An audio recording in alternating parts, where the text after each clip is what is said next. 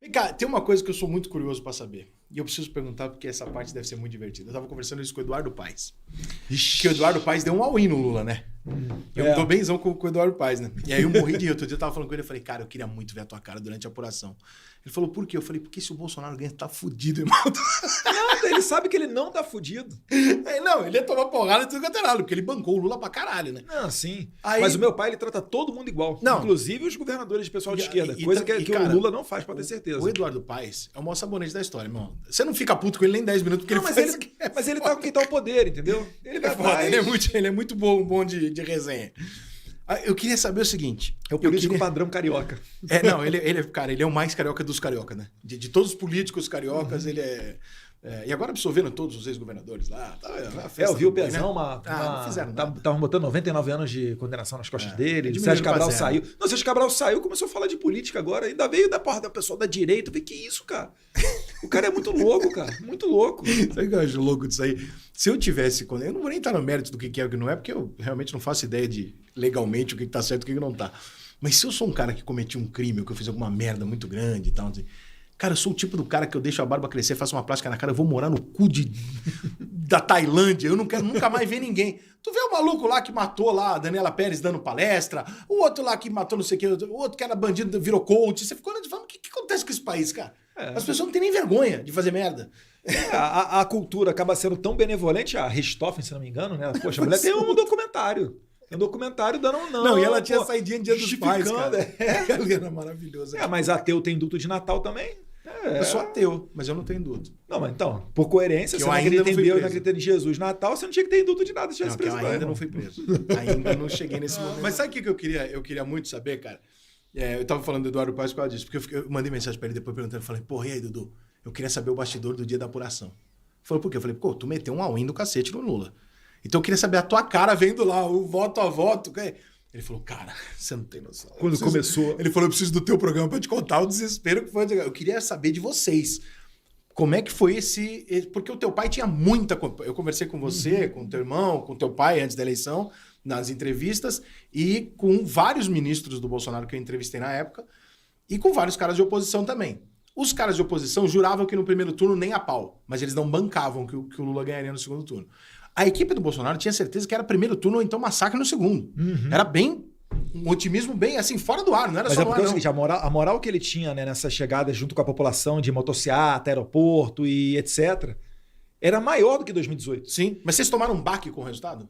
Ah, sim, com certeza. Mas na hora, assim, vocês estavam juntos? Seu pai Não tava junto com meu pai, não. Não tava junto com ele, não.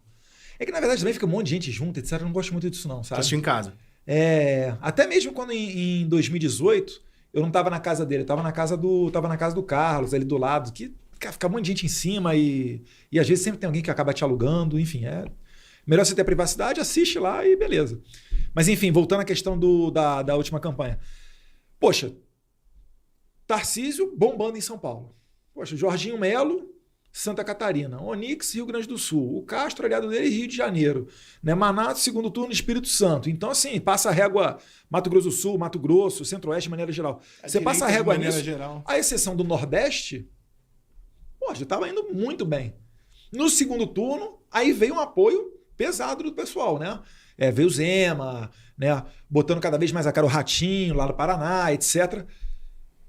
Aí você fala, calma aí, cara. A gente aumentou nossa bancada de federais, elegemos os nossos aliados principais em governos estaduais, né? Crescemos no Senado, tudo só a presidência que não. É um negócio muito estranho. Eu não estou desconfiando de nada, não. Posso derrubar teu programa. Como é que você avalia isso? Você acha que foi um erro estratégico? Você acha que isso quer dizer que a rejeição ao Bolsonaro é maior até do que as pessoas de direita? Que ele gera rejeição, ele gera amor. É uma coisa familiar, entre aspas, né? Porque vocês são público pra caralho. A Michelle engajou na política agora, né? PL e tal, tá aparecendo mais, não voltou antes do seu pai. Ela gostou, ela deve ter gostado. Dizem que é a mosquinha. A política é uma cachaçinha que você não. É que nem futebol, a mesma merda. Tu quer sair e não consegue, é foda.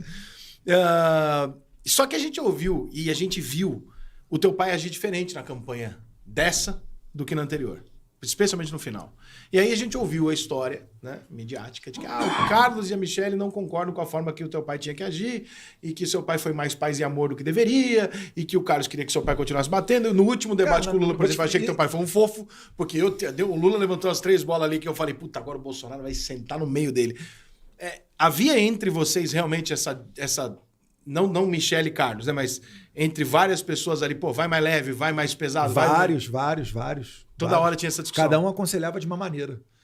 Porque assim, você pode até ver, vamos deixar de lado a teoria da fraude nas urnas, né? Vamos supor que as urnas são invioláveis. O que é violável é só a NASA, esses negócios de baixo nível CIA. Se você for olhar, o presidente Bolsonaro ele cresceu no Nordeste e perdeu força no Sul-Sudeste. Então muitos analisam da seguinte maneira, que ele não foi tão bem quanto 2018 na rigidez do discurso, na questão de pau na vagabundagem, etc. e tal. E, por outro lado, intensificou aquela política mais padrão, de obra, de gestão, né? Levou água ao Nordeste, ou até na moderação da imagem. Eu costumo falar o seguinte, você lembra na reta final da campanha que tinha lá, o Bolsonaro sancionou 70 leis para as mulheres? O que é uma verdade mesmo, foram na verdade mais de 70 até. Mas parecia que ele estava corrigindo uma relação. Não, mas olha só, você acompanha a política, você deu uma cobertura na eleição, etc. Me fala 3 leis do Bolsonaro que ele sancionou a favor das mulheres. Não faço a menor ideia. Então, essa é que é a questão. O quanto que essa moderação ajuda e o quanto que ela prejudica no discurso do presidente. Porque na eleição é o normal, cara. Na eleição é normal o calor vir, etc. Né? É claro que você não vai mentir, mas depois da eleição você dá uma... O normal dele, a gente conhece ele de vida pública há muitos anos, né? Ele tá na televisão há muitos anos. Era ali naquele último debate, o Lula levantou umas 2, 3 bolas ali, que, porra, o normal era teu pai virar e falar, pô, cala tua boca, teu condenado, seu... Né? O normal era esse. Eu tava assistindo no hotel, não tava nem no Brasil. Eu olhava aquilo e eu me lembro que eu mandava uma mensagem pros meus amigos falando, por que ele tá tão bonzinho? Por que ele tá sentando a porrada? Porque o normal a gente espera isso. Então tinha esse problema, essa divergência entre vocês, ele comprou o barulho de ser mais cauteloso. Cara, ele ouve todo mundo e forma uma convicção dele. Eu não tenho como te dizer assim, o Carlos, a primeira-dama, sim. Flávio, mas qualquer você acha que pessoa... É difícil falar, porque a eleição foi muito injusta, cara. Eu acho que, na verdade, o que prejudicou ele, além, obviamente, da questão da pandemia, foi o processo eleitoral. Poxa, ele não podia usar imagens do 7 de setembro. Pô, as maiores manifestações tiveram. Enterro da rainha, foi lá na embaixada, deu um discurso, não podia usar o discurso que ele falou lá na embaixada. Lembra que eu falei contigo numa live, discurso da ONU. Em Nova York, entrando com ele logo depois da rainha. Lembra? Então, discurso da ONU nessa ocasião. Não, pois, e foi o primeiro, tá? Porque Dilma utilizou, outros presidentes utilizaram nas campanhas deles. Ele não podia sequer fazer live dentro da casa dele. Foi a primeira vez que um presidente da República teve 150 mil inserções de rádio a menos. E quem foi processado? O Alexandre de Moraes estava lá, em 24 horas tem que dar aqui o que vocês estão falando, que ele teve 150 mil de inserções de rádios a menos. E o Fábio Van Garten, junto com o Fábio Faria, estava apresentando as provas. Tudo que a defesa do Lula, os advogados do Lula apresentaram, acabou ficando represado e foi dado o direito de resposta à campanha do Lula no final. Que a gente sabe que é o mais importante, porque o eleitor, muitos deles, decidem o voto na última semana, nos últimos dias antes da eleição, é que eles param para ver e estudar em quem eles vão votar. Quem é da política sabe disso.